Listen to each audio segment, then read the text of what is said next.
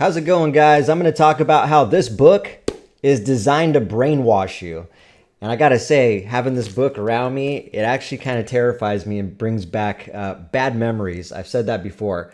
But I'm going to break down some things in this book. I'm going to break down sayings. I'm just going to read it to you. And in real time, I'm going to give you my thoughts as to how and what this book is designed to do, and how Grant is able to infiltrate your mind and your thought process and influence you to do things that you probably wouldn't have normally done. All right. And so the reason why I have a lot of knowledge on this was because this is actually this is my first introduction to Grant Cardone.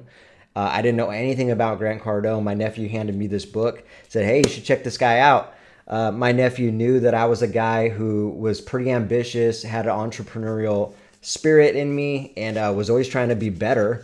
And so he thought, he didn't mean any harm by it. He was also at that time kind of going through that motivational phase in his life, and he was like, "Hey, check this book out, dude." And so I did. And the reason why, I got to say this too, by the way, a lot of people think that like I'm trying to base my entire channel on Grant Cardone. I wish I didn't have to talk about Grant Cardone. I'm particularly and especially talking about him lately because GrowthCon is right around the corner. All right. And so he's going to be doing his con. And isn't that funny that all these people, they cut the word conference short to con. It's almost like laughing in your face. It's almost like hiding in plain sight. It's pretty ironic that all of them do that. Andy Elliott and David Goggins just formed and joined forces to create the, what's that called? Mindset Con, right?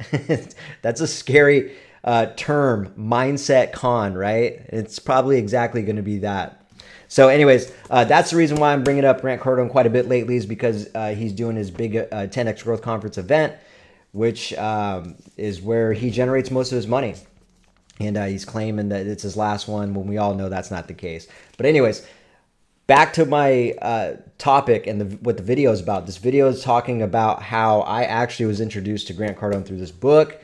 And I want to go through the motions of how I actually pretty much adopted Grant's mindset and kind of lost myself in that process. I'm going to talk about how he kind of got me to lower my guard and kind of be vulnerable within that organization. And it opened the door for deception and evil to kind of really infiltrate my mindset. And so this is there's a lot in here. I'm obviously not going to read this entire book. I wouldn't want to anyway. I didn't even know actually, this ain't even mine. My girlfriend found this and we didn't know we still had one in the house. I had like 50 of these things I bought from Grant. And when I left the organization, I threw them all away along with a bunch of other stuff. So I thought I actually got rid of all of it. I'm kind of glad that she didn't, that she did find this and we had this, so I can kind of reference it. And so there's always a meaning, right? There's no coincidences. So anyways, there's a couple different spots in this book that I highlighted that I want to break down that really stuck out to me as far as particular things that kind of hooked me and got me to kind of idolize Grant, got me to change my thoughts. And they can be a good message, but I want to explain to you a little bit more of how this good message was actually twisted and used against me and leveraged as used as a leveraging tool to get me to spend a ton of money with him and glorify him and idolize him and promote him and do all kinds of shit like that. So the chapters that I highlighted was there's like at the end here, there's a little space. It's called, oh God, what was it? It's like successful or not, I think. And then it breaks down. Yeah, it says chapter 22, successful or unsuccessful. And then it's got all these different breakdowns of, I don't know, I'll just explain it to you. However, I will say this, the word success is used in this book a lot of times. And I just want to go ahead and start by saying that like success is subjective to the person, it's subjective to each individual, right? This whole illusion that success is this like heaven of some sort where all of us are trying to reach, And success is all the things that these guys say they are. These women, there's a bunch of women out there too. And by the way, I'm going to start touching base on some of these manipulative, misguided women who are out here coaching as well, because now I got a long list of them. And I think I brought one of them up the other day, or yesterday actually, talking about Cody Sanchez being one of them. That's pretty crazy. So I'll start talking about them. But success, it seems like that's this magical place. It's like, oh, we all want to be successful, right? What is success? Well, and then they start breaking it down. Success is being financially free. Success is having passive income. Success is being able to buy whatever you want, whenever you want, travel whenever you want, wherever you want. Success is not having any limitations. Success is this. It's almost like a fairy tale when you think about it, right? And then when people that are drinking the Kool-Aid hear me talk like that, they're like, oh, you just don't think it's possible for you. Oh, you just don't dream big enough. Oh, you've given up on your dreams and all that stuff. So it's like two different ways of actually thinking. I believe in success, but I also believe it's subjective to each individual is kind of the point I want to make. So let's just dive right into this. There's a chapter right here that's called Always Say Yes. I'm going to read it and give you my thoughts on it, right? So he says, to really go at it in life and in business, you have to say yes to everything. It's something you'll see successful people do time and again, not because they can, but because they choose to say yes. They eagerly engage in life and realize that the word yes has more life and possibilities in it and is clearly so much more positive than no. When a client says, when a client asks me to do something, I say yes. I would be happy to, would love to, want to make it work for you. I have a saying, I never say no until I have to. It's a great way to tell someone no. That is if you absolutely must.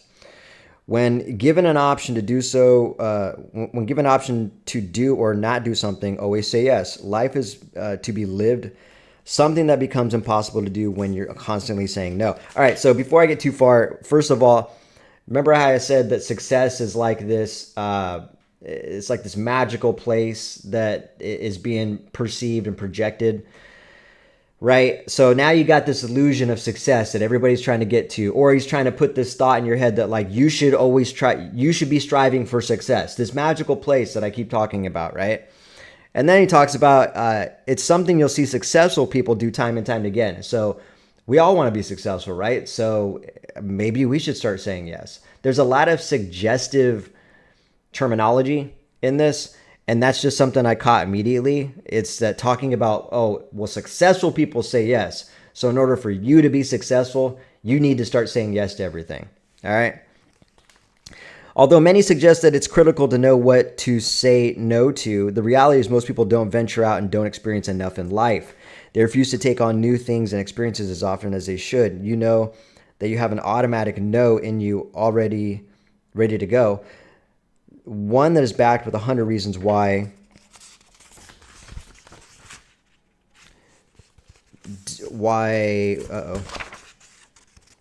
you can't, shouldn't, or don't have time to do something. Give this a try. Say yes for now until you become so successful that you are forced to add no to your arsenal and start managing your time and efforts. Until then, make yes part of your successful habits. Say yes to your kids, spouse, clients, boss, and most importantly to yourself. It will propel you to new adventures, new solutions. What is up, guys? I'm not quite sure. Thank you so much for telling me that my audio is clipping. I don't know if that's any better. Uh-oh. Is that any better? Thank you so much for letting me know about that, by the way. That's why I like doing lives, because a lot of you guys can tell me like, hey, something's going on, man. You're clipping, you're lagging. Let me know if that's good, because I can actually see my, what do you call that? The decibel meter. And it doesn't look like anything is off now. What's up, No Game Slammer? If you guys are watching on Instagram, jump over to YouTube on the Today's Misguided Mentors channel. and subscribe so that we can engage on there. All right, I don't know if that's any better. Let me know if that's better.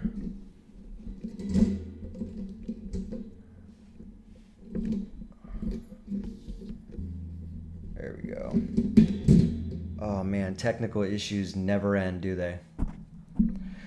So everything seems to be looking good on my end. I'd be really shocked if it's still, I don't know if it's a connection issue or what's going on, but I should not be cutting in and out. I don't know if it's just if anybody else is listening to me right now other than Kat, let me know if my audio's cutting off. Because right now it looks like, Kat, you're the only one that is saying my audio's cutting in and out. So I want to make sure it's not your connection. Darlene, let me know if everything sounds good on your end so I can proceed. I want to make sure that you guys are hearing everything I'm saying. At least I know when I post a recording, it'll sound good. It should anyway. I think it's more of a streaming issue, if I had to guess.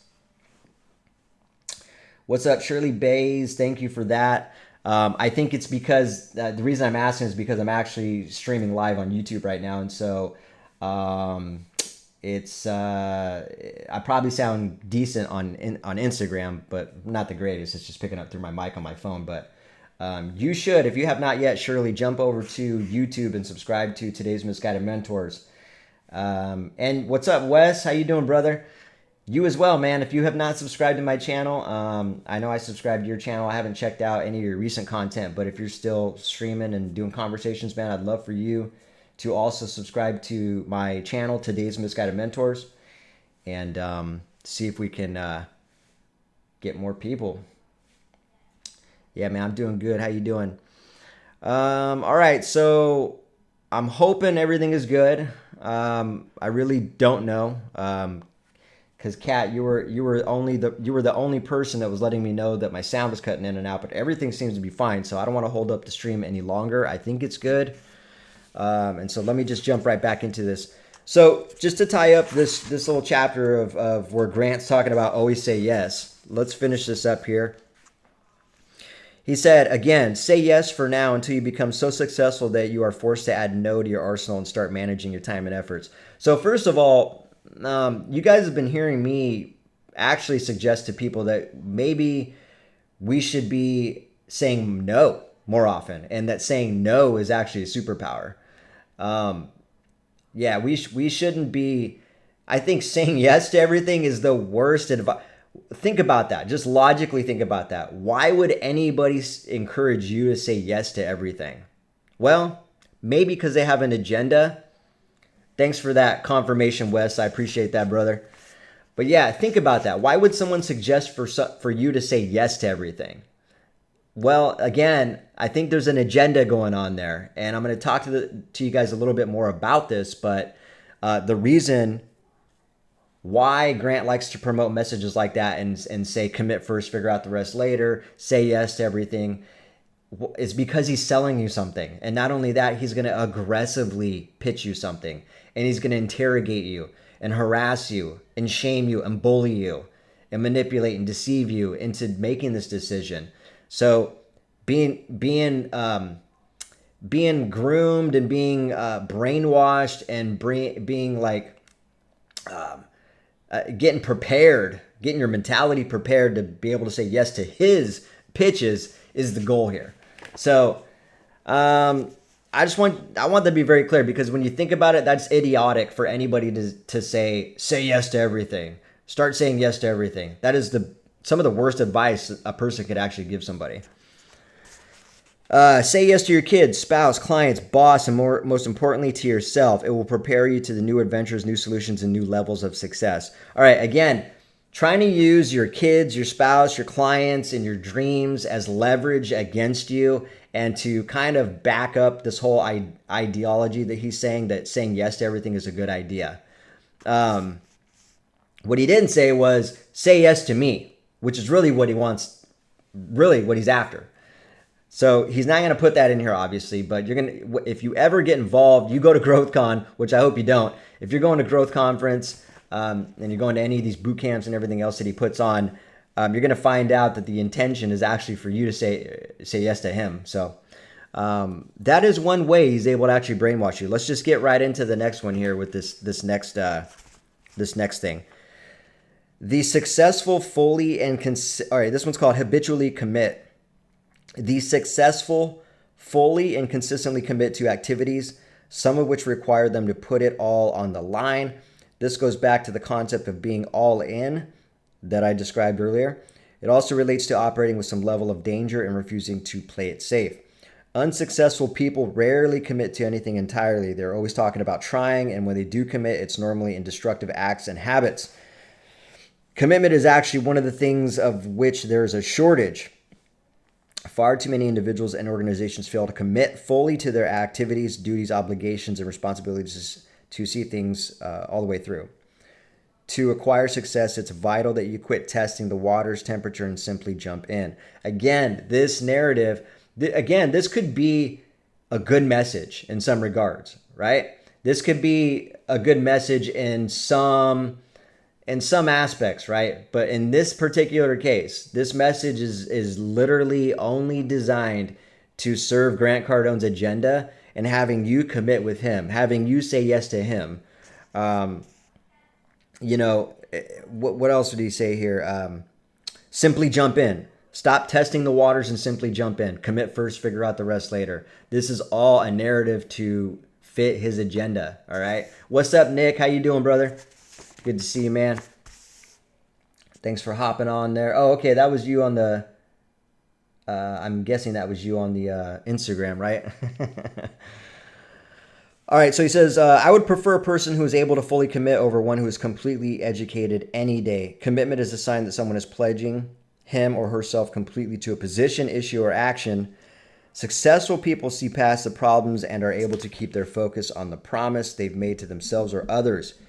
They keep their eyes on the outcome or action the entire time.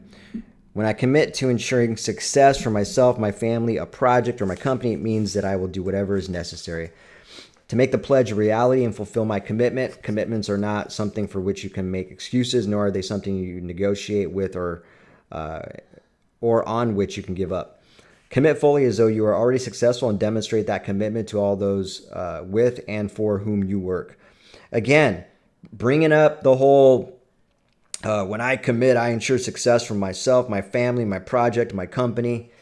The whole narrative with commitment is not intended for him to talk about committing to your family, your success, your dreams, and this and that. It's committing to him. It's committing to that stuff. But then when he says, I have the answers, I have the key and the tool and the template and the blueprint for you to achieve success, you need to commit to me. If you say you commit to yourself, you need to commit to me. That is why that is created.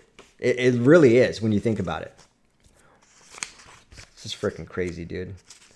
The other thing I will say is, one of the strategies. So the first part of this book, Grant starts telling the story a little bit, talking about his dad died and all that stuff. That actually got me in the feels. That hit me because I grew up without a dad as well, and that is one way that Grant actually, I call that fake vulnerability. So Grant's fake vulnerability was used against me to, in fact, be really vulnerable. And I think that is done quite a bit. And that is a big time cult tactic to get people to lower their guard and put their trust in somebody. It makes it a lot easier for somebody to manipulate you and deceive you when you think that they're being vulnerable. And it's okay for you to be vulnerable. It's really sick, actually. That's a sick psychological tactic that's used against people.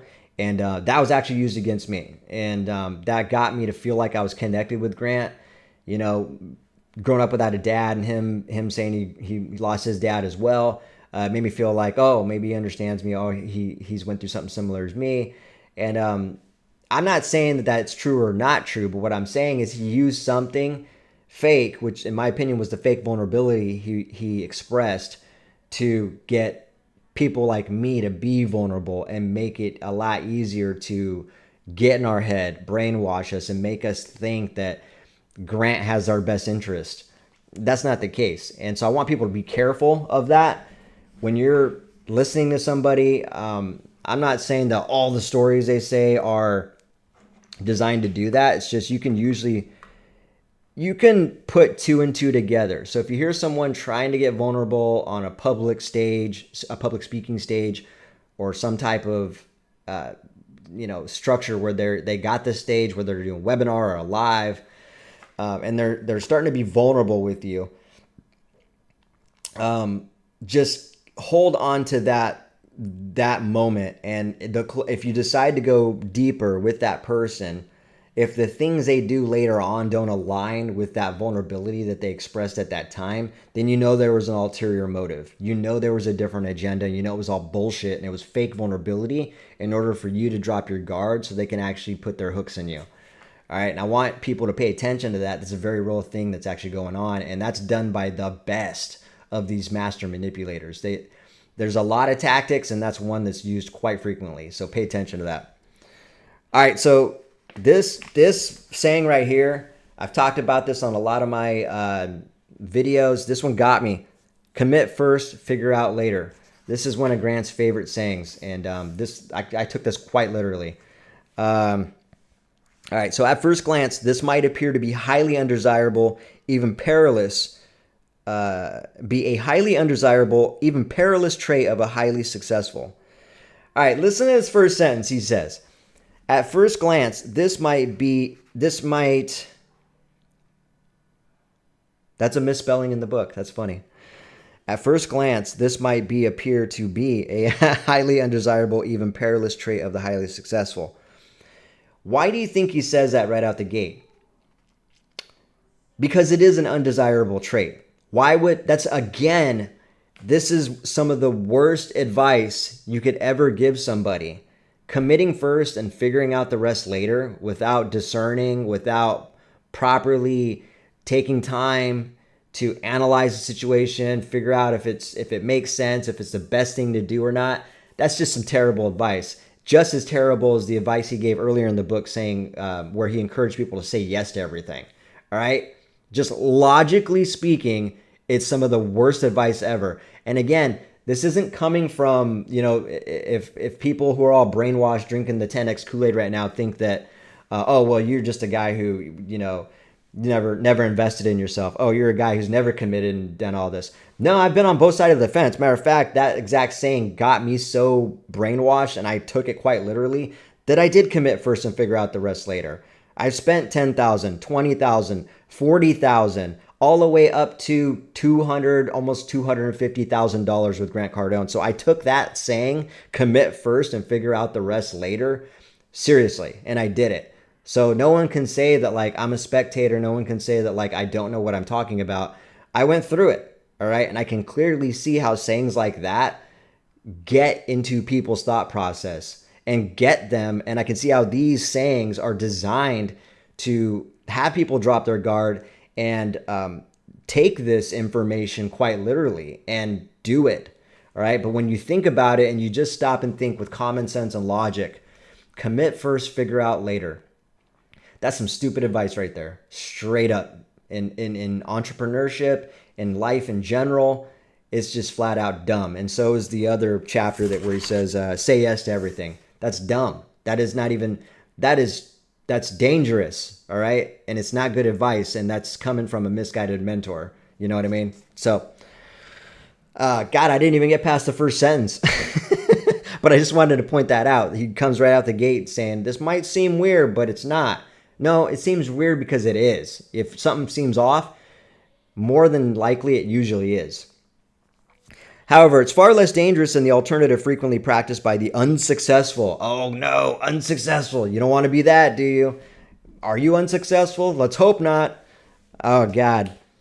Most people assume that they have to figure everything out first and will commit once they do. However, they never seem to get around it. Even when they do figure it out and are ready to commit, they usually find that the opportunity no longer exists or that someone else has claimed the spoils. Again, another agenda saying where urgency is key. If you don't move now, if you don't say yes, if you don't commit right now, you're going to miss the opportunity. You're going to miss out. You're going to be left behind. This is all psychological manipulation tactics, all right? Classic 101 right here.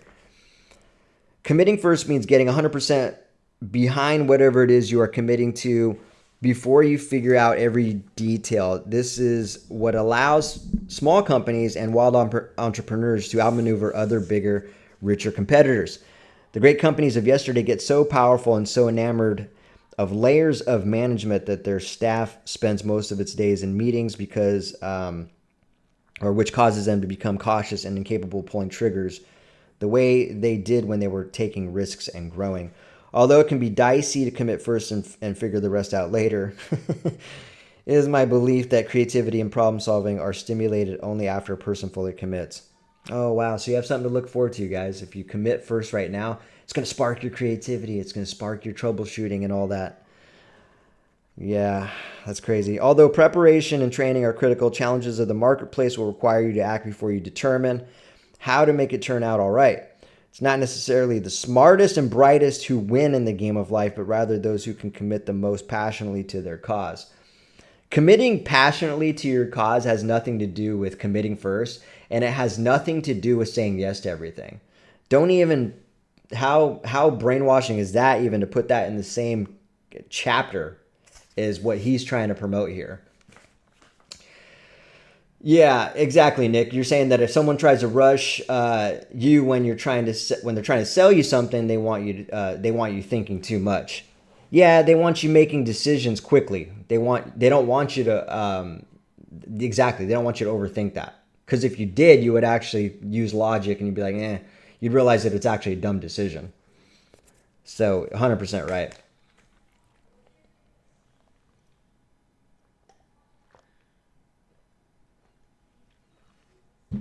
All right. Is this the last chapter I'm covering? No, there's two more. I'm going to cover two more chapters. And again, I got to emphasize to you guys, the reason I'm covering the 10X rulebook is for a couple of reasons. One, because GrowthCon's right around the corner. Everybody's getting fired up. Everybody's getting geared up to get motivated and go rah, rah, rah, and get into a room where everybody else is glorifying Grant like a god. Everybody's there to form fake relationships and seek business. And I want people to be prepared, especially people who've never actually been to the GrowthCon. And if I had to guess, with Grant putting out fake propaganda about this is his last one, there's probably going to be a lot of new people at that event because that's the whole purpose, right? He's creating urgency, a false sense of urgency. And there's probably going to be a lot of new people there because they don't want to not ever say that they went to a 10X growth conference. And so he's creating the urgency and he's making some of the tickets dirt cheap, which is a whole nother topic we'll get into later. All right. So this next chapter is called, God, do I really want to read all that? I don't know. It's kind of long. We'll see how far I get because I actually hate reading Grant's thoughts. Again, brings up bad memories because if you're just chiming in now or if you're just tapping into this live stream, this is the first book I ever read that got me into Grant Cardone's organization and got me brainwashed by him. And so this is the first time I've actually read this book since either 2019 or 2020. I think it was 2019. So right before the pandemic. Yeah, because I don't even think the pandemic hit then. All right, so this one's called Be Highly Ethical. This is an area of confusion for many people, especially when they see supposedly successful individuals going to jail.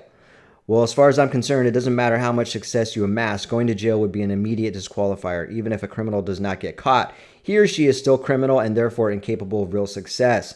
Okay, let me just tap into this, all right? So first of all, if Grant goes to jail, you bet your ass I'm going to be highlighting this paragraph that he just said right there. Because if he's calling going to jail being an immediate disqualifier, he's going to fall into that bracket. And there's a good chance Grant could go to jail.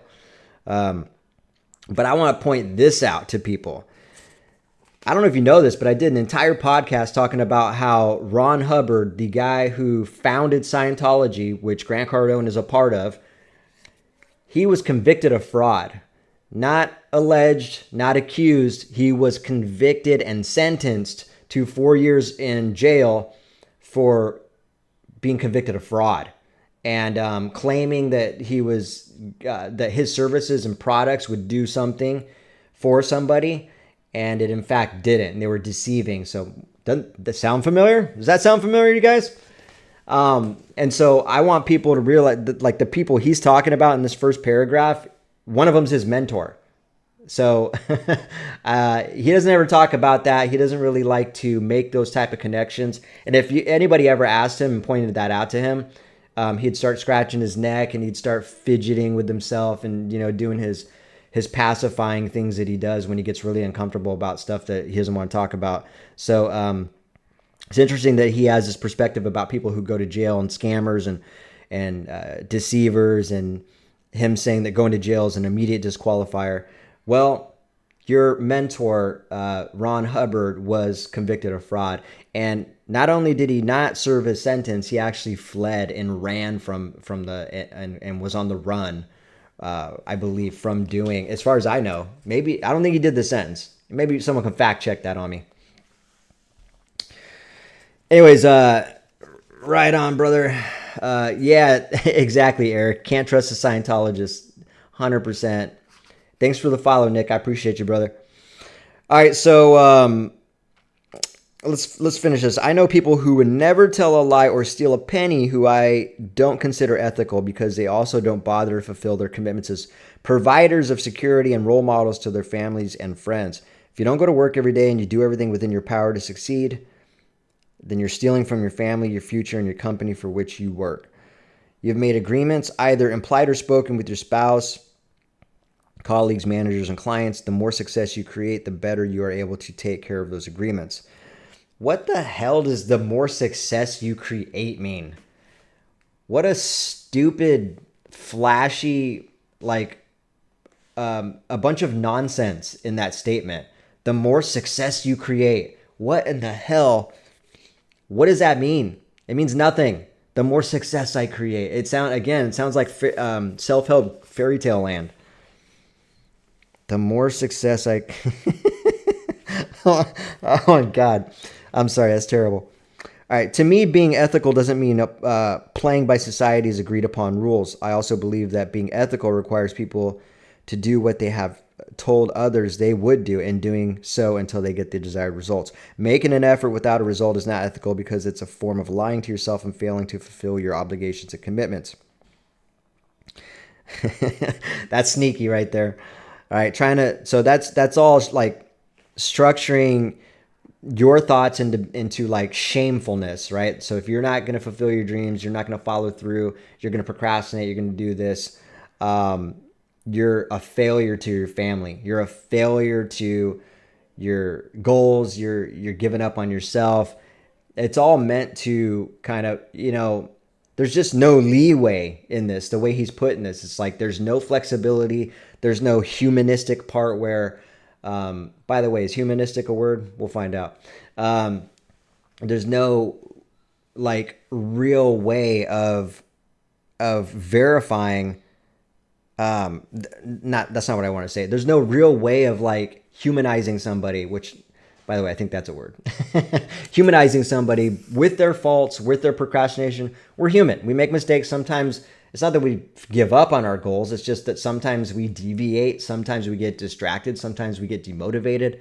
That's happened with me on my current book I'm writing. Like I've had to restructure my schedule to where I make sure I get my writing in, because I kind of got demotivated, which is actually a kind of discouraging because it's going to be the best book I've written so far and the most impactful. And so maybe he's got a point with that. Like I'm me understanding that this is actually going to impact people in a positive way. I kind of owe it to them to make sure I push through. But that's why I created a schedule for it and making sure I power through it. But I'm also human, and I'm not going to beat myself up if I slip, if I fall back, if I'm not as consistent.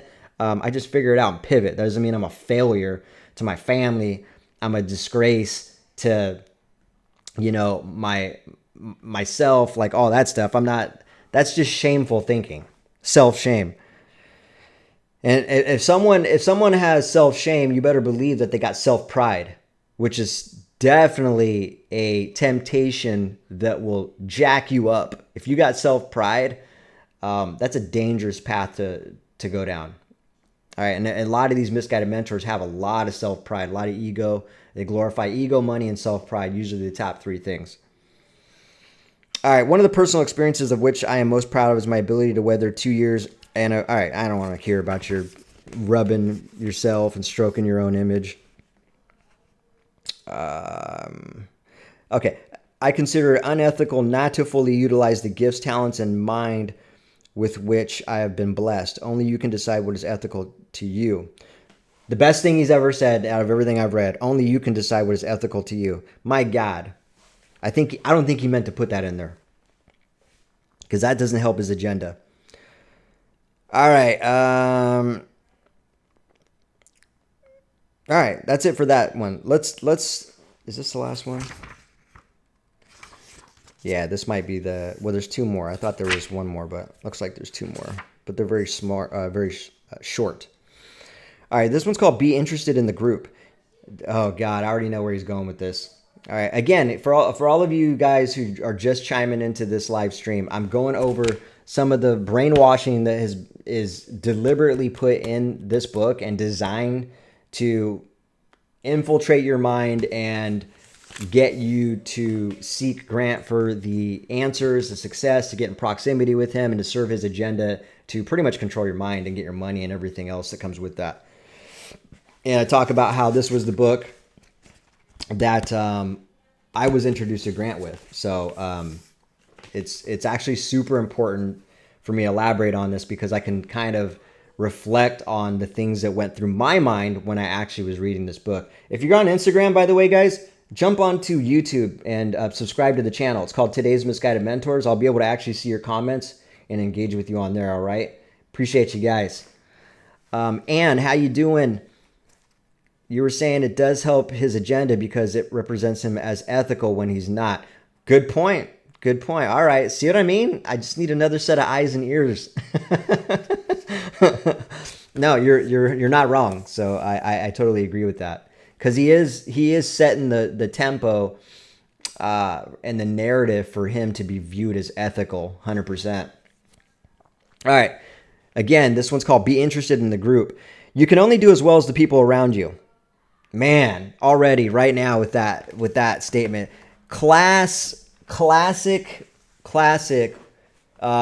brainwashing tactics to get people to join a group or fit in with a movement and an agenda. You can only do as well as the people around you. I don't believe that. I mean, it can be maybe said a different way. I understand that there are people that can drag you down, that can, put a damper, put a rainy cloud over your head and try to hold you back and all that. I get that. There are those people out there, and there are negative people. But when you start holding on to that narrative, you got to be careful, because then you start viewing everybody as being that. You start viewing everybody is holding you back, and then you start thinking like, God, I gotta get around like people who think like me. Like you start thinking that you're like superior. You think superior. You're elite. You're a lot different than other people. You got to be careful when you're starting to think this way. All right. I'm not saying that you don't have to think that you are different. I'm just saying don't think that you're better than people. Don't condescend people. Don't think that you're above certain things that could deceive you. All right. So right off the gate, he just sets the pace for getting you to come into his group. You can only do as well as people around you. If everyone around you is sick, underperforming, and struggling, then sooner or later you will become afflicted like everyone else. For example, pensions are strangling city and state governments because handfuls of people were interested in their own situation and didn't consider the impact it would have on the group as a whole. This type of me-first thinking that has no regard for the group ultimately stifles the very group upon which an individual depends for survival. This self-serving approach later makes it almost impossible for the group to survive and puts even that which was promised at peril. You know, it's quite ironic that he used the word self-serving in this chapter, because I call Grant Cardone and a lot of other people self-serving entrepreneurs. It's crazy how he always projects the things that he is, and maybe he wasn't at this time. I think he was, based on the stuff that he's covering in here. I think he was a seasoned manipulator by the time he wrote this book. I think he was well educated on manipulation and deception and how to, control someone's mind with NLP and using all these mind control tactics. So I don't think that's the case. I think there's an intention and a training that he took to actually construct a book like this, to gear it to pretty much infiltrate someone's thoughts. And so I find it quite ironic, kind of like what you were saying, Anne, when he was talking about ethical. It makes people think that he's trying to put off the image that he's ethical. Same thing here. He's trying to talk about how other people are self-serving, and it kind of is deflecting from him ever being put in that bracket. When we all know, that's no secret now. There's a lot of people who've had terrible experiences with Grant, and most of those experiences were the result of him and his organization being self-serving. So here he is trying to call people self-serving and put self-serving people in a box when he's in that box himself. The larger population's health and well-being should be of utmost importance to each individual member, which is something that most successful know. You can only be as successful as the individuals with whom you involve and associate yourself with. Here you go again. Proximity is power, right? You're the sum of the 5 people you hang around with. All these stupid regurgitated sayings that everybody says over and over and over. It doesn't matter what position you hold, whether you're leading a group or a part of a group, your success is limited to the ability of those around you. This does not mean that successful people are interested in themselves. It's just that they realize that they have to expand energy and express interest in their associates, because they know that if they are not doing well, even the most well-to-do will be dragged down with them. It is actually self-serving. Here he goes again. It is actually self-serving to some degree to care about what happens to everyone else. What? It is actually self-serving to some degree to care about what happens to everyone else. Not sure what he means by that.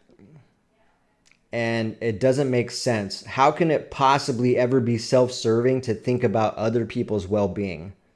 I don't know how that even makes sense. That's not even the words, like it, in the English language, in the language that we've all agreed to use. It does not make sense to say it is actually self-serving to some degree to care about what happens to everyone else.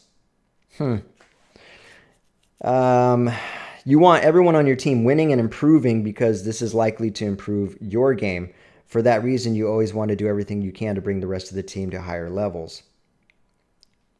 Care about what happens. Oh, I see what he's saying. Okay. It's all about intention. You know what I mean? Like, obviously, if you care about other people and you have no expectations, you're not caring about other people because you want something on the back end, you're hoping for something to come out of it, it's a transactional approach, then that's ethical and the intentions are good and you care about people. Congratulations.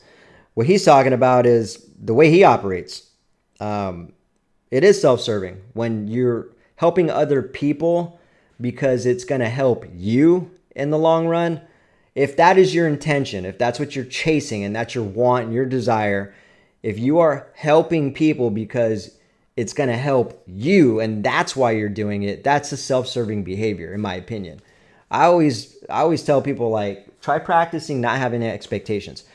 Practice letting go of wanting things. Practice chasing money and ego, self-pride. Like, let it go. Like, don't carry any of that and just do things for people. And everything you used to want, everything that you were chasing will start gravitating towards you. This is what true law of attraction is, right? In my opinion, I don't know what John Maxwell teaches if he taps onto this part of law of attraction, but In my opinion, law of attraction only works if you don't want it. It only works if you let go of chasing expectations and outcomes. And I've proven that within myself, actually, and in my own life. All right, that's the end of that chapter. Again, the whole agenda of that chapter was to frame that you need to surround yourself with other people who are like-minded, who are elite like you, who are on a higher frequency like you, and you need to just kind of steer clear of getting around losers and people who are going to pull you down and all that stuff. That's the agenda of that chapter. All right. This is the last chapter. Very short. It's called Be Uncomfortable.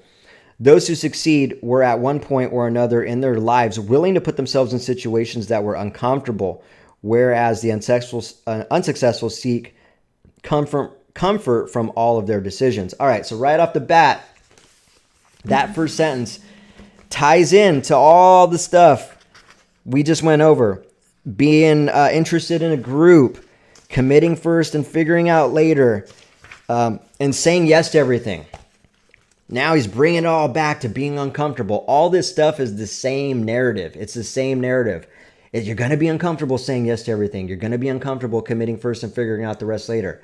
But you need to get uncomfortable to grow, right? And again, another example of how a good saying is being used for bad. This is a good saying. Being uncomfortable and putting yourself through some discomfort at times, it can be a good message, but it's all subjective and it's in context and it's all circumstantial based on, it's up to you to discern what that is. You don't need somebody like Grant Cardone to tell you that you need to get uncomfortable. You need to say yes to everything. You need to commit first and figure out the rest later. That's just a narrative to fit his agenda. All right. He wants you to say yes to him. He wants you to commit first and figure out the rest later with him. He wants you to be uncomfortable and get in proximity with him. These are agendas that serve him. These are messages that could be good messages that are used to serve him, which is ironic because he used self-serving quite a bit in the last chapter. All right. The most important things I've done in my life were not the things I was comfortable doing. In fact, many of them made me very uneasy. Whether it was moving to a new city, cold calling a client, meeting new people, doing a new presentation, or venturing into new sectors, most of it was uncomfortable for me until I got used to doing it. It was so tempting to become content with your surroundings, daily rituals, and habits, most of which are probably not furthering your mission. It feels good when things are familiar. However, successful people are willing to put themselves in a new and unfamiliar situation. All right, again, trying to frame it as though in order for you to be successful, you got to be uncomfortable. There's no such thing as a successful person who is comfortable. Like, it's all bullshit, guys. Like, it's just it's a saying to fit the agenda once again. That doesn't mean they are always changing just for the sake of changing. However, they know that getting too comfortable, too relaxed, and too familiar causes a person to become soft and lose his or her creativity and hunger to stay out front. So be willing to be uncomfortable and do what it takes, or do what makes other people uncomfortable as well. It's a sure sign that you're on your way to success. All right. That's enough cringe for tonight. Anyways, there you have it, guys. I broke down a lot of different aspects of that book and how Grant Cardone has crafted narratives, chapters, and messages in that book to get you to drop your guard, to get you to trust him, to get you to get closer to him, to get you to say yes to him, to get you to commit with him, to get you to be comfortable with him. And to commit, even if it's uncomfortable. Oh my God. Anybody who's very in touch with themselves and grounded can read that book and listen to the things that I just read over and see that is deception. And again, maybe it's just because I have bias and I went through it and I obviously know how his operation is and how the 10X organization actually conducts himself and how Grant conducts himself. I got that bias, but I'm trying to tell people that don't know about that.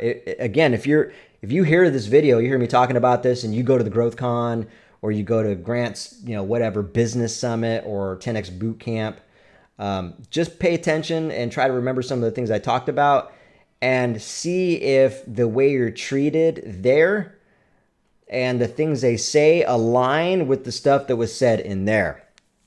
Because if they don't, it's a red flag. And that's what I'm trying to encourage people to pay attention to, is really just discern for themselves and not ignore the red flags that come up for them. Because they come up. I have no doubt that a lot of the red flags I was feeling is the same red flags a lot of other people felt. Matter of fact, I've said this before. When I left Grant Cardone's organization, I probably had about 30 different phone calls with former 10X business coach associates of mine.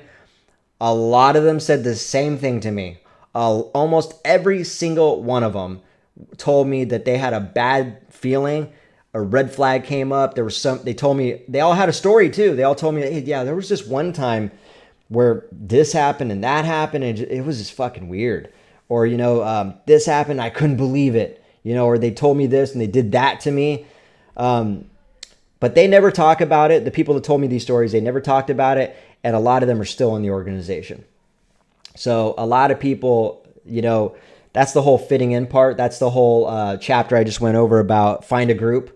A lot of those people are stuck in that mentality and that narrative that Grant created with them as far as fitting in, getting in proximity. You need to surround yourself with successful people. And they just can't shake it. And they ignored those red flags, and they turned their back on themselves, and they dropped their intuition, their conscience to do what's right. And they've lost themselves, just like I did. And I can see that in people that are still in that organization. It's really sad to see. Susie, how you doing? You were saying, really curious, did Grant Cardone actually start from zero on that show? You're wondering if you know anything about that. What show are we talking about? Undercover Billionaire, I'm guessing? Probably not. If I had to guess, no. A lot of that show is probably fake, and constructed, or conducted rather, which I guess it's TV. We know it's conducted. But yeah, if that's the show you're referring to, I'm willing to bet no, probably didn't start from scratch. But I don't know for sure, I had already been a business coach with Grant Cardone for some time before that show dropped.